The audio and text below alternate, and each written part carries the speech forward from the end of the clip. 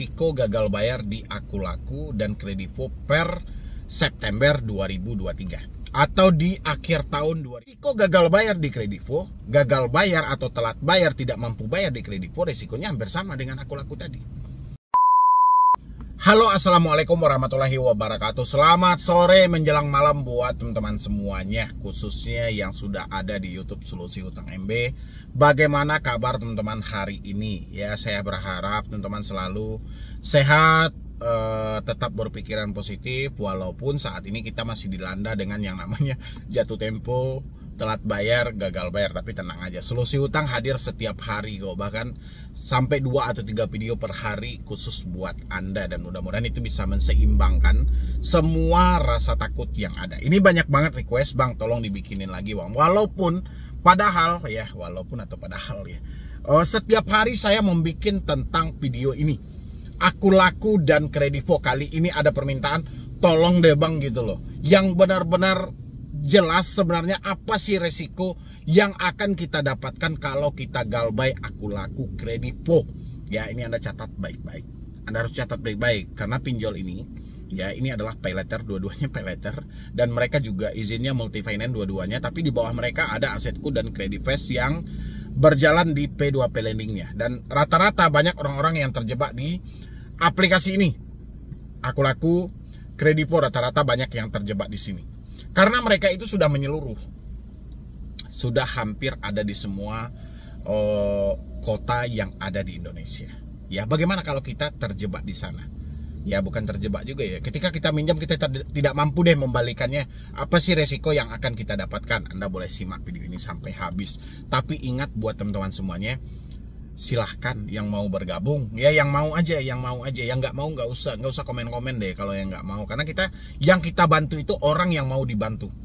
Ya, mereka yang tidak mau dibantu nggak usah kita bantu. Ya, kalau mereka maunya jalan umum, ya jalan umum aja, ikuti jalan umum. Tapi kalau dia mau cepat, masuk tol gitu lah ya. Silahkan bergabung di dalam grup WhatsApp. Di sana Anda akan mendapatkan bagaimana cara yang sebenarnya untuk lepas dari jeratan pinjaman online. Dan yang belum mensupport channel ini boleh disupport dulu, karena satu supportan dari Anda itu sangat berharga loh sebenarnya.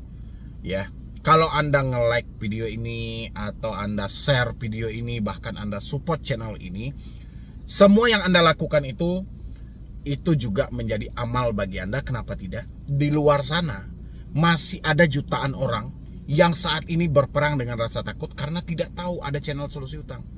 Makanya dibutuhkan supportan dari teman-teman semuanya, karena Solusi Utang tidak bisa berdiri sendiri tanpa ada dukungan dari teman-teman yang menonton saya hari ini. Silahkan. Untuk judulnya kira-kira kita bikin apa ya? Hati-hati, atau kita bikinnya resiko gagal bayar di Akulaku dan Kredivo per September 2023 atau di akhir tahun 2023. Itu aja kita bikinin ya, biar teman-teman juga semua bisa masuk ke sini. Sebenarnya berapa banyak sih yang nonton saya ini yang benar-benar terjebak, atau bukan terjebak juga ya, yang tidak mampu membalikan dana lagi kayak di Kredivo atau di Akulaku? Isi dulu di kolom komentar. Anda telatnya berapa lama, pinjamnya berapa, dan habis itu berapa denda yang dibebankan, ya, berapa juga bunga yang dibebankan. Karena di posisi ini saya perhatikan, kalau untuk permainan denda, kita telat 1 hari atau 2 hari, malah kita dibebankan denda sebanyak 1 bulan loh.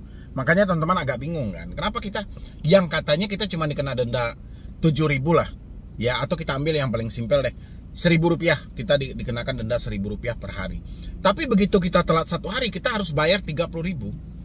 Bingung nggak teman-teman? Kok jadi 30.000? Nyatanya mereka sudah mentotalkan kita ini terlambat selama 1 bulan. Ya, ini kan penuh pertanyaan juga, kenapa ini kayak ada denda seluman gitu loh. Begitu kita telat 1 hari, langsung ngelonjak dia. Siapa yang pernah mendapatkan denda seluman ini? Misalnya di kesepakatan awal Anda cuma dikenakan denda Rp7.000 atau Rp10.000. Tiba-tiba telat 1 hari atau 2 hari, Anda sudah dibebankan dengan denda sebanyak Rp300.000. Siapa yang pernah dapat seperti itu dari Akulaku dan Kredivo? Silahkan isi di kolom komentar tentang mengenai kita telat bayar dan gagal bayar. Ini banyak pertanyaan yang muncul yang menyatakan kepada saya, Iya, mereka sudah tahu dan sudah melihat saya sering membahas soal Aku Laku dan Kredivo. Dan mereka benar-benar ingin mempertegas diri mereka. Entah ini karena rasa takut yang sangat luar biasa ada dalam diri mereka, atau mereka benar-benar ingin tahu. Saya nggak tahu juga ini, karena saya dibom terus. Bang, tolong bahas ini, tolong bahas ini. Perasaan saya, beberapa hari ini judul saya tidak lepas dari Aku Laku dan Kredivo. Hanya saja tidak spesifik hari sekarang. Kalau hari sekarang saya spesifikkan untuk 2 pinjol ini aja. Untuk teman-teman yang gagal bayar atau telat bayar di Aku Laku, mungkin Anda sudah tidak heran dengan nama si Martinus, dengan nama si Marinus, dengan nama siapa lagi? Acapulco ya, atau apa namanya? Saya juga nggak tahu. Mungkin Anda nggak heran lagi dengan nama itu. Ya, yang mana katanya beta akan mendatangi Anda sampai ke rumah, beta akan menjemput tagihannya, tolong Ale sediakan dananya dan bla bla segala macam. Sering nggak sih Anda menemukan hal seperti itu? Itu bukan resikonya. Ya, itu hanya bagian kecil saja. Ya, tapi si debt collector selalu berpijak di posisi itu. Dan si pinjol membiarkan hal itu terjadi. Kenapa? Karena ada ketidakpuasan mereka dengan risiko yang benar-benar diterapkan oleh OJK. OJK hanya menerapkan kalau untuk Anda yang gagal di Aku Laku atau Asetku, yaitu nama Anda akan masuk ke dalam daftar SLIK. Ya, ke dalam daftar SLIK. Atau biasa Anda sebut dengan BI checking. Atau biasa juga dikenal dengan daftar hitam. Cuman ini kok. Apakah pinjol enteng dengan hal itu saja? Tidak. Pinjol tidak puas dengan hal itu. Pinjol menginginkan kalau bisa dana ini dibalikan. Anda macet, silahkan macet. Anda telat bayar, silahkan telat bayar. Si pinjol menginginkan dana ini dibalikan kembali. Ya. Nama Anda gimana? Nama Anda ya tetap aja di blacklist. Gitu loh. Ini tujuan mereka. Karena ketidakpuasan mereka lah, sehingga mereka hadirkanlah yang namanya debt collector ke hadapan Anda. Ya, itulah yang selalu mengaku-ngaku dengan nama Martinus lah, Marinus lah, atau siapa lagi, Noel lah namanya, atau Japo, atau siapa, banyak lagi namanya. Nama yang aneh-aneh, padahal entah iya itu debt collectornya, entah tidak. Tapi itulah yang selalu saya munculkan di Instagram. Itu yang dikirim oleh teman-teman semuanya. Kami dari Aku Laku ataupun Lazada Pay Later. Ya, itu hanya bagian kecilnya. Kenapa dia melakukan seperti itu? Karena ketidakpuasan resiko yang diberikan oleh pihak OJK. Ya, ingat, resiko satu-satunya itu satu-satunya, nggak ada lagi. Nggak ada lagi kecuali dalam diri Anda aja ya. Resiko satu-satunya yang tertulis cuman itu aja.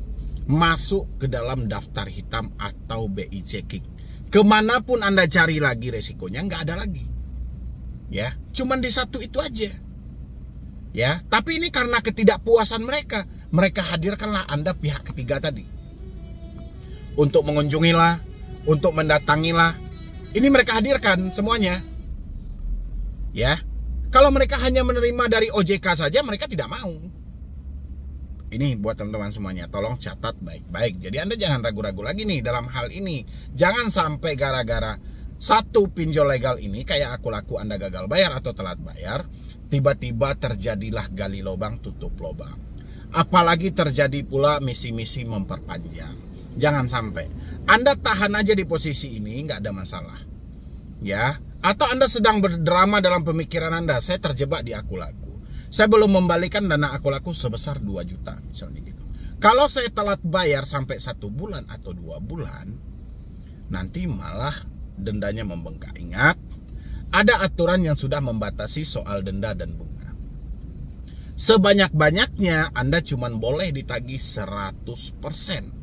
Tidak ada cerita Anda ditagih 200%. Kalau hutang Anda 2 juta, sebanyak-banyaknya bunga dan denda hanya 2 juta juga. Jadi 2 juta tambah 2 juta, paling banyak Anda hanya dibebankan 4 juta rupiah. Ya, ini buat teman-teman semua nih. Jadi jangan Anda tambah-tambah sendiri. Jangan Anda pusing-pusingkan sendiri. Ya, kalau resiko yang tidak tertulis, ya itu tadi. Yang ada dalam pemikiran Anda. Pertama, yang ada dalam pemikiran Anda nih ya, resiko yang tidak tertulis. Dan resiko yang hanya diciptakan oleh debt collector. Ya, dan akhirnya menjadi malapetaka bagi si debitur. Pertama, ada dalam pikiran kapan DC-nya datang ke rumah. Ya, itu risiko juga karena bikin Anda panik kan. Telat berapa lama sih mau dikunjungi? Itu risiko juga, membuat Anda ketakutan, membuat Anda kecemasan. Apakah benar akan diproses ke jalur hukum? Itu juga risiko juga. Ya, karena Anda gangguan dibikinnya dalam kehidupan sehari-hari, Anda selalu kecemasan. Ya, apakah debt collector aku laku bisa mengambil menarik-narik aset yang ada di rumah? Itu juga asumsi Anda yang membuat diri Anda ketakutan. Ini cuman bonus saja di balik resiko BI checking tadi. Ya, semua ini adalah skenario yang diciptakan oleh si debt collector. Tujuannya simpel aja, bagaimana Anda melakukan pembayaran lagi lengkap dengan bunga plus denda. Makanya dibikinkanlah rasa takut yang sangat luar biasa tanpa ada yang bisa mengendalikan kecuali benar-benar hidup Anda sudah hancur. Uang sudah tidak ada, sudah semuanya nggak bisa lagi. Atau data Anda sudah busuk gitu loh. Ya. Tapi selagi masih ada upaya, si debt collector akan mencoba menggiring opini itu dan memberikan skenario yang lengkap banget buat diri Anda supaya ketakutan itu tidak bisa dipisahkan dalam hidup Anda. Ya, itu untuk yang gagal bayar di aku laku, risikonya itu cuma satu aja, BI checking. Sisanya itu bonus di balik risiko itu, ketakutan dalam diri Anda loh. Ya, ketakutan inilah yang sehari-hari saya atasi. Luapan seperti ini, ketakutan seperti ini, ketakutan seperti ini. Macam-macam. Ya, selagi Anda bisa menormalkan pemikiran Anda, insya Allah ketakutan itu nggak akan ada kok. Tapi kalau Anda semuanya Anda percaya, yang rugi diri Anda sendiri. Ya, habis itu tentang kredivo. Habis itu dari segi kredivo. Kredivo mungkin Anda juga sudah nggak heran ya. Kredivo hampir sama dengan aku laku. Dia memiliki dua izin. Izin multi-finance dan izin untuk P2P. Kalau untuk P2P-nya sendiri kita lebih mengenal namanya Credifast. Ya, kalau untuk multi-finance atau paylater kita lebih mengenal dengan namanya yang Kredivo. Ya, itulah yang beli sekarang bayarnya nanti. Itu yang sering kita dapat. Mungkin kita pergi ke toko handphone atau kita menginginkan diberikan limit belanja, dan itulah sebenarnya dari Kredivo. Apa risiko yang paling membahayakan dari Kredivo? Risiko gagal bayar di Kredivo, gagal bayar atau telat bayar, tidak mampu bayar di Kredivo, risikonya hampir sama dengan aku laku tadi. BI checking. Ya, kalau untuk risiko tertulisnya ya macam-macam. Risiko yang tidak tertulisnya macam-macam. Pokoknya hampir sama aja dengan aku laku tadi. Gak ada ubahnya kok, karena luapan ini adalah luapan rasa takut ya. Kalau untuk resiko yang ditambah-tambah sendiri dari teman-teman semuanya ya seperti kapan kita diproses hukum, apakah kita bisa dipenjara, apakah aset-aset di rumah bisa diambil. Padahal semua ini kan nggak boleh, nggak ada. Itu kan cuma drama-drama dalam pemikiran Anda saja. Ada bang, saya perhatikan debt collector mencoba mengambil kulkas misalnya gitu kan, atau debt collector mencoba mengambil motor. Debt collector nekat melakukan itu, dia membaca situasi di lapangan. Kalau situasinya Anda lebih menonjolkan rasa takut, siapapun orangnya akan menginjak-injak harga diri Anda. Makanya pertegaslah diri Anda dalam hal itu. Ya, pertegas itu bukan kita malah berantem dengan si debt collectornya, tidak. Kita tanya dulu identitas mereka seperti apa, ID card mereka, surat kuasa, sertifikat profesi penagihan. Kita penting ini bertanya. Tapi kalau kita posisinya sudah takut, kita sudah cemas, kapan pula waktunya mau bertanya ini? Yang ada dalam pemikiran kita, debt collector datang buru-buru pergi. Ya, itu dalam pemikiran menandakan apa? Anda ketakutan. Ya, kalau bisa jangan seperti itu. Jangan dibiarkan kita malah diinjak-injak, kita malah ditekan. Oke, Anda tidak mampu bayar, Anda tidak sanggup bayar. Di balik tidak mampu bayar dan tidak sanggup bayar, semuanya kan telah diatur. Ada risiko yang akan Anda dapatkan, tapi bukan risiko dicaci maki.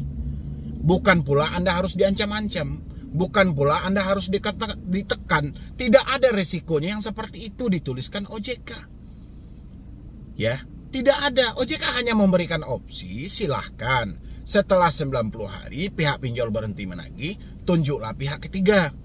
Atau tunjuklah penasihat hukum untuk memproses keuangan prestasi.